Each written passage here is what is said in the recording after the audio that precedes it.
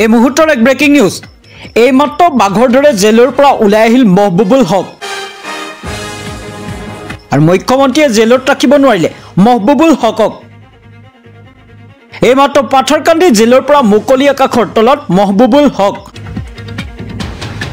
মুখ্যমন্ত্ৰীয়ে কৈছিল মহবুবুল হক বহুত দিন জেলত থাকিব লাগিব, কিন্তু মুখ্যমন্ত্ৰীয়ে জেলত ৰাখিব নোৱাৰিলে মহবুবুল হকক। আমি জনাই গৈছো এই মুহূৰ্তৰ আন এক গুৰুত্বপূৰ্ণ খবৰ। এই মাত্ৰ বাঘৰ দৰে জেলৰ পৰা ওলাই আহিল মহবুবুল হক।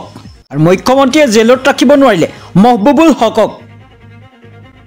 এই মাত্ৰ পাথাৰকান্দি জেলৰ পৰা মুকলি আকাশৰ তলত মহবুবুল হক। মুখ্যমন্ত্ৰীয়ে কৈছিল মহবুবুল হক বহুত দিন জেলত থাকিব লাগিব,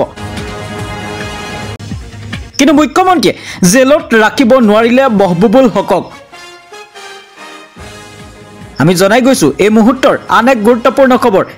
এই মাত্ৰ বাঘৰ দৰে জেলৰ পৰা ওলাই আহিল মহবুবুল হক।